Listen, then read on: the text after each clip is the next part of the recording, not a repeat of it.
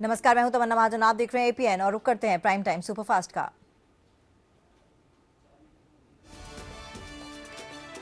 कांग्रेस आज उत्तर प्रदेश में पार्टी उम्मीदवारों की घोषणा कर सकती है। यूपी में सपा का लिस्ट जारी करने के बाद कांग्रेस की बेचैनी बढ़ गई है। वहीं सपा कांग्रेस के बीच बातचीत का दौर भी जारी है। गठबंधन को लेकर दिल्ली से लखनऊ तक हलचल रही। खबर है कि इसे लेकर कई बार राज बब्बर को लखनऊ में अपनी फ्लाइट कैंसिल करनी पड़ी।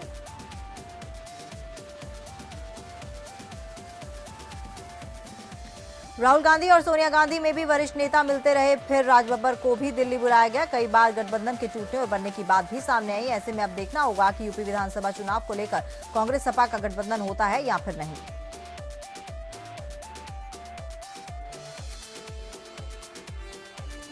नहीं कर सकता हूं। मैं चाहता हूं कि अलायंस हो जाए। मेरी किसी बात से किसी को चोट पहुंचे ठीक नहीं है, लेकिन जब कांग्रेस वाले हमारे से अलायंस करना चाहते हैं तो हमें इतनी कम सीटें देना चाहते हैं कि जिससे लगता है कि ये सारी सीटें इन्हीं की हैं।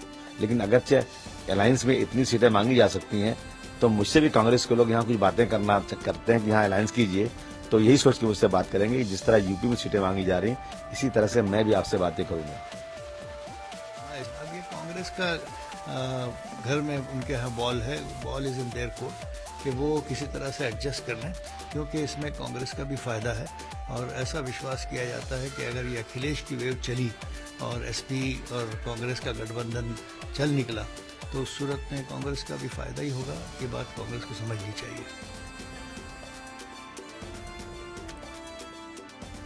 यूपी में बीजेपी प्रत्याशियों की बची लिस्ट को लेकर पिछले 3 दिनों से दिल्ली में कयासों का बाजार गर्म है। कयास लगाए जा रहे हैं कि आज बीजेपी उत्तर प्रदेश के बाकी सीटों पर उम्मीदवारों के नामों का ऐलान करेगी। वहीं बीजेपी में बाहर से आए नेताओं को टिकट मिलने से बगावत का दौर भी जारी है।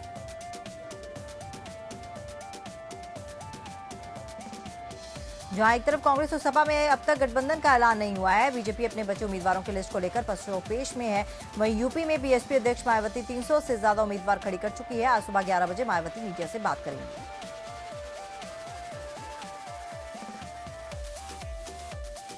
यूपी के चुनावी मैदान में विरोधियों को हराने के लिए मायावती 1 फरवरी से धुआंधार रैली करने जा रही हैं। दलित वोटों की राजनीति बैसाखी पर खड़ी मायावती इस बार यूपी का चुनावी महाभारत जीतने के लिए मुस्लिम वोटर्स पर डोरे डाल रही हैं।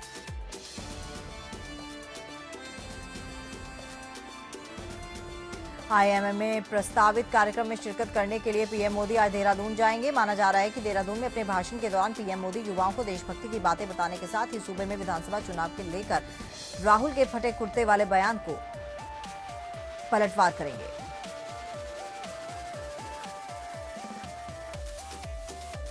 पुलिस लाइन में ड्यूटी पर लगने वाले अधिकारियों, कार्मिकों एवं पुलिस के जवानों को ब्रीफ कर दिया गया है। मोदी के दौरे के बारे में जानकारी देते हुए जिलाधिकारी ने बताया कि तैयारियों को लेकर एक रिहर्सल का आयोजन किया गया। साथ ही कहा कि वीवीआईपी के प्रस्थान के समय भी निर्धारित समय के अनुसार शून्य जोन घोषित रहेगा।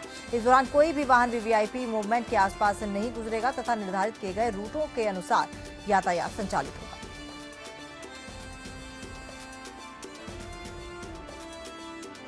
मुंबई में कांग्रेस के पूर्व नेता गुरदास कामत ने चुनाव प्रचार में भाग लेने के अपने निर्णय को वापस ले लिया है। कामत का मानना है कि संजय निरुपम का नकारात्मक रवैया उनके इस फैसले का मुख्य कारण है। संजय निरुपम के कई फैसलों पर आपत्ति जताते हुए कामत ने कहा कि अपनी मनमानी करके निरुपम ने कांग्रेस पार्टी में कई गलत फैसले लिए हैं और इसका खामियाजा पार्टी को भुगतना पड़ा है।